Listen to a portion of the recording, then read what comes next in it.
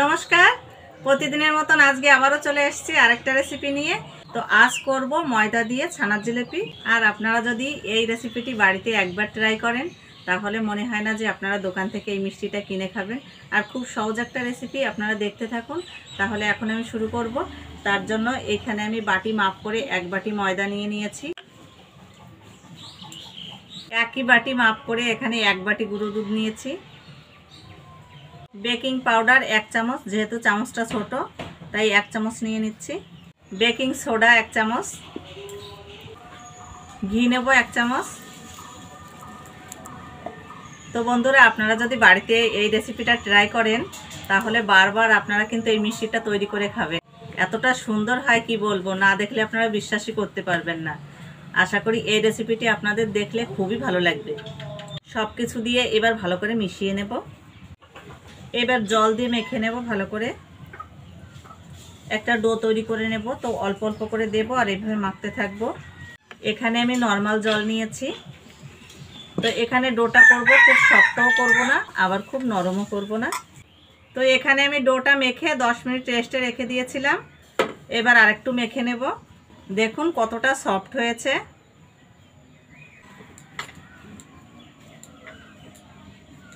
এবার লেচি কেটে নেব। লেচিটা এইভাবে একটু গোল করে নেব। এবার লম্বা করে নেব।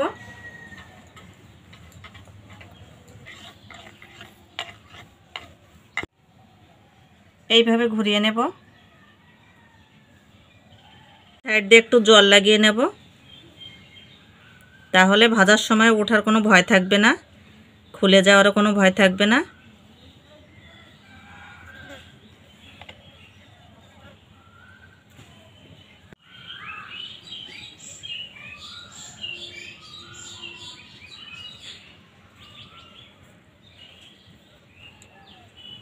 এই পিছনটা এইভাবে ঘুরিয়ে দিতে হবে।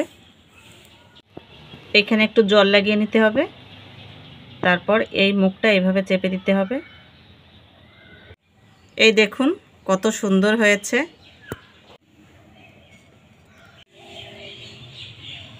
এইভাবে প্রত্যেকটা রেডি করে নেব। আর জলটা অবশ্যই মনে করে লাগাবেন, তাহলে খোলার কোনো ভয় থাকবে না।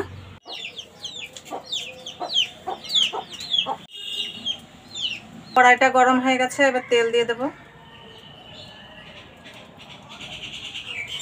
তেলটা গরম হয়ে গেছে, এবার এক করে মিষ্টিগুলো ভেজে নেব। তো আপনাদেরকে একটা কথা বলি, তেলটা এখানে অতিরিক্ত গরম করবেন না।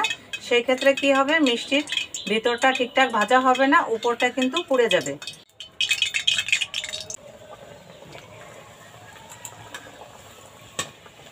এইভাবে উল্টে পাল্টে ভেজে নেব।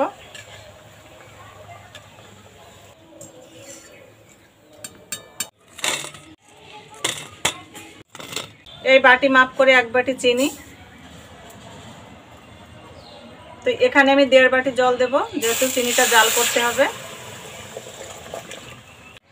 2টো এলাচ ফাটিয়ে নিয়েছি। চিনিটা ভালো করে জাল করে নিয়েছি। এই দেখুন চিটচিটে হয়ে গেছে। এখন মিষ্টিগুলো দিয়ে দেব।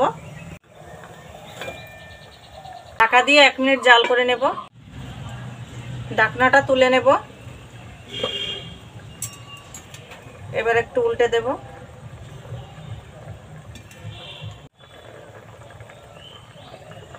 মিষ্টিগুলো হয়ে গেছে, এবার নামিয়ে নেব। এইভাবে 10 মিনিট ঢাকা দিয়ে রাখবো। 10 মিনিট পর ঢাকনাটা তুলছি। এক এক করে মিষ্টিগুলো উল্টে নেব।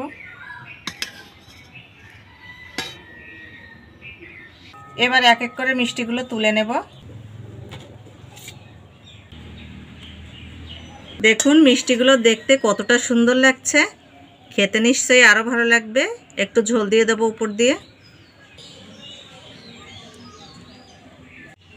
এখান থেকে একটা মিষ্টি কেটে দেখাবো আপনাদের। দেখুন কতটা নরম,